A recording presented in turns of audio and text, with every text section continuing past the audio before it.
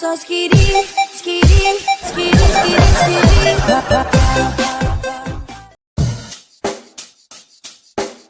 Check the mic and make sure it sound right, boys.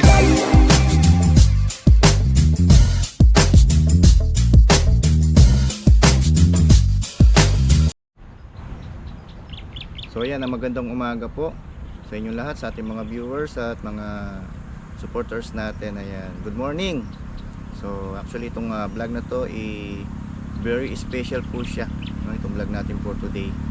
So shoutout sa mga tatay, mga padre di pamilya na masikap, matyaga, matatapang at punong-puno ng pangarap para sa kanilang mga pamilya, no? Sa mga sawat anak nila. Ayan. So ito pong vlog na to is hango po sa tunay na buhay natin. Ayan, ayan, napapanood nila Kabakal GP Muscle sa screen name natin sa YouTube. So tayo naman, ang tunay na pangalan natin is James Paul Noblado, no? 38 years old, from Arayat, Pampanga. So tubong Pampanga po tayo, Kapampangan 100%. Ayan, si Mrs. naman, Miss Kabakal, itubong Ormoc, Leyte. Ayan, so nasa ano na siya, 41 years old kung di ako nagkamali. Ayan. Yan, shoutout din sa ating mga viewers at solid Kabakal natin dyan sa Kabisayaan. Ayan, shoutout sa inyong tanan. Ayan, ngayong buntag mga Kabakal natin. So ito pong vlog natin ito ginawa po natin para kapulutan ng aral at pa-inspired yung iba, no? So actually yung pong pinagkakakitaan natin small business lang, and then meron din tayong at YouTube channel, kaya na-share po natin yung ating daily routine. So may iba naman tayo bago natin pagpatuloy ang ating pag-share ng small business at saka yung pagbablog natin. Dito muna tayo sa ating part ng ating buhay. Ayan. Mabalik tayo doon sa tubong Pampanga. Ayan. So tubo tayong Pampanga, and then ex-abroad din po tayo. So nagtrabaho din po tayo sa Saudi Arabia, located sa Najran at Gisan, forklift operator for around 2 years. Ayan, 2 years po tayo doon. So since that, binata pa tayo noon, 2014 and 15. Ayan, yun po yung ating kontrata, 2 years. So maraming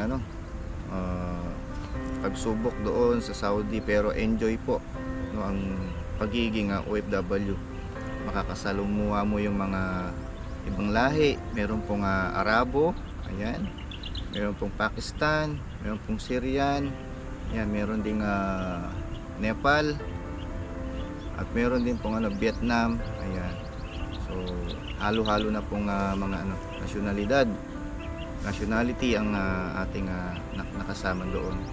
So kailangan dala mo pa rin yung pakikisama, yung matinding pakikisama mo, no? Kailangan marunong kang makisama kahit sa aspeto pa ng buhay ka mapadpad. Kailangan mong makitungo ng maayos, kahit na Pilipino pa yan, ibang lahi, no? Syria, Arabo, India. Ayan. Once na marunong kang mag-handle, no? Mag-handle ng pakikisama mo at pakikitungo, itatagal ka diyan sa abroad. At syempre kailangan may malasakit ka rin, no? Sa iyong mga kasama sa trabaho. Ayan, kasi hindi rin mawawala yung minsan nagkakaanuhan din, no? Hindi pagkakaunawaan. Kahit na nga kamukha mong Pinoy, minsan meron pa rin kayong hindi pagkakaunawaan Pero as soon as kaya nyo lutasin yung problema, no? At mag-usap na yan, na yan, tapos na yung away na yan. Syempre kasi nasa abroad tayo, kailangan nating makapokus sa ating trabaho, kasi magtatrabaho tayo na malayo para sa family natin. Sasakripisyo natin yung araw, buwan na malayo sa pamilya natin para sa kanila, for the future. Kaya nga kailangan magtrabaho ka ng maayos. Ayan. So yun po yung ating part ng ating pagiging OFW doon sa Saudi. So doon din po kami nagkakilala ni Mrs. Ayan, through chat, messenger. Ayan, isang click lang, add, at hindi po namin alam na ito na, magiging kami yung magiging mag-partner sa buhay. So si Mrs. naman is Riyadh naman siya na-assign. So naka 4 years po siya, isang kontrata, and then pangalawang balik. Ayun, nung mag-apat na years na siya, sabi ko wag na siyang magpatuloy, dito na lang kami, magsikap na lang, magtiyaga, diskarte. Ayan, so tayo gugustuhin pa natin umalis malaki na po si Isaac, yung anak namin, pag nasa wastong gulang na. So yun po, natapos ni Mrs. 4 years. So yun po yung experience niya sa abroad, doon sa Saudi rin po siya. Ayan, hanggang nakauwi na po kami, dito na po kami nagpakasal. Ayun, so ito na kami naninirahan sa sa Arayat, Pampanga. So nangungupahan po kami ni Mrs.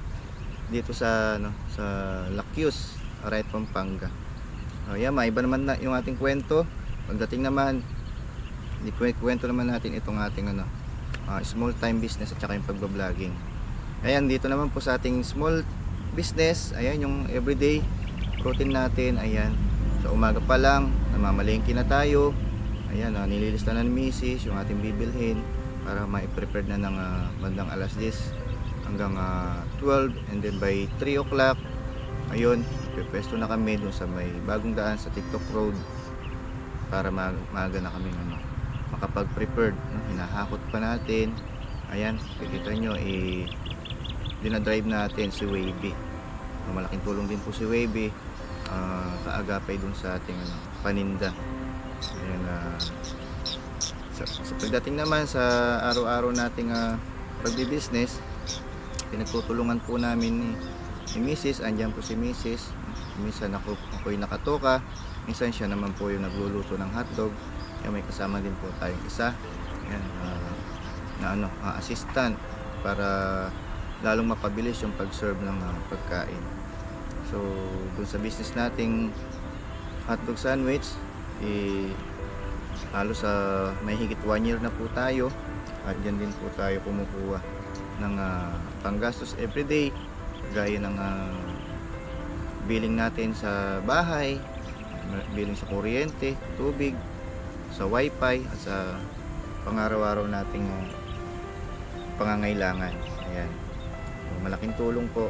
At syempre hindi mo maalis sa business, kailangan kabisaduhin mo yan, kailangan alamin mo anong araw ba mabenta, anong season yan, kaya ano ba, tumaas ba yung mga bilihin sa pricing, paano ba mag-adjust sa menu. Ayan, anong buwan ba malakas, summer ba o tag-ulan ang iyong business. So kaya hanggat may aim ka at pagsisikap sa buhay, tuloy-tuloy mo lang at i-focus.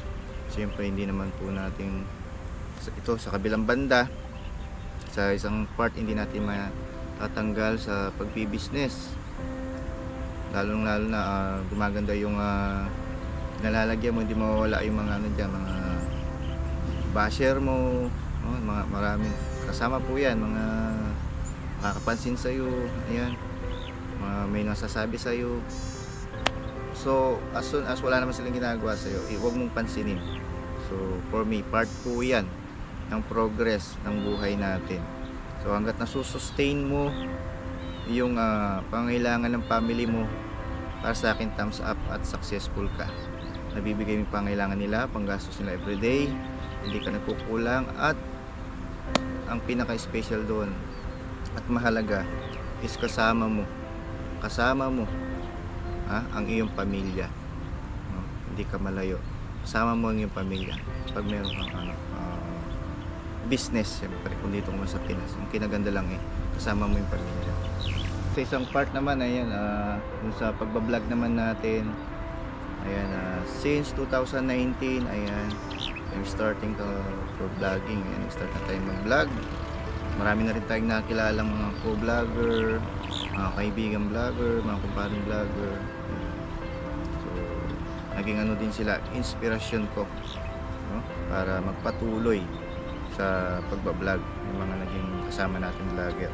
Shoutout sa inyo lahat. ating mga nakasamang vlogger. God bless.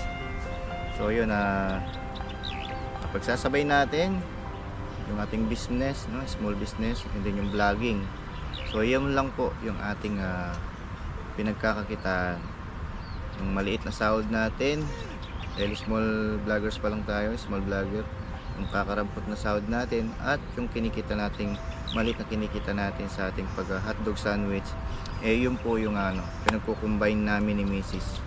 So doon po tayo kumukuha ng everyday nating panggastos. Lahat ng necessary needs natin doon po natin kinukuha.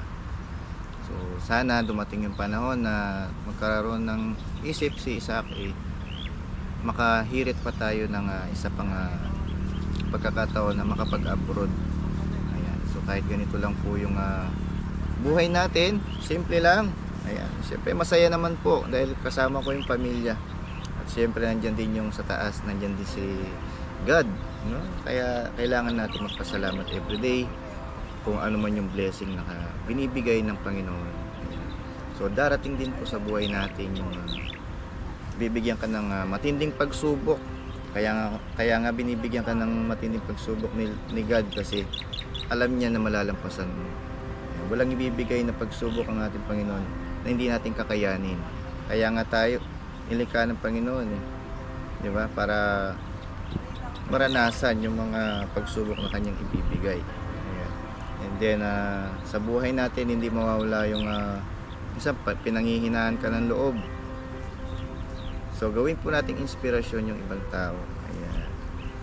Kung nakita natin nag-success, gawin po natin positive yun. No, lagi po tayong positive sa buhay. Pagising mo ng umaga, mag-pray ka, magpasalamat ka. Ayan. Kahit hindi ka nag-pray, magpasalamat ka lang sa Lord na nabubuhay ka pa at buo yung pamilya mo. So yun po malaking success na po yun para sa akin. Yung wala kayong sakit, buo kayong pamilya, meron kayong pinagkakakitaan at pinagkukunan kahit maliit lang na business, napoprovide mo yung pangailangan ng pamilya mo, ang gastos everyday, gaya ng kuryente, tubig, lahat ng pangailangan na ibibigay mo. Yun po ang pinaka-success para sa akin. So shoutout sa ating mga OFW na nagsasacrifice ng napakalayo. Ayan. So tibay lang ng loob at tiyaga, syempre. Taluan din natin ang panalangin. So kayanin natin para sa ating para sa future ng ating mga pamilya at mga anak natin. Ayan. At siyempre alam naman ni God yung ating aim, so sa atin naman pinagpapatuloy pa rin natin kung ano yung ating naumpisahan, pinofocus pa rin natin kung ano yung ating pinagkakakitaan. So papasalamat pa rin tayo kay Lord kasi healthy yung ating pangangatawan. Ayan. Ngayon buhay pa rin tayo at naibibigay ni God yung mga needs natin sa araw-araw. So magpasalamat tayo, everyday complete, ika nga, from A to Z, complete yung mga benefits ni God. Ayan.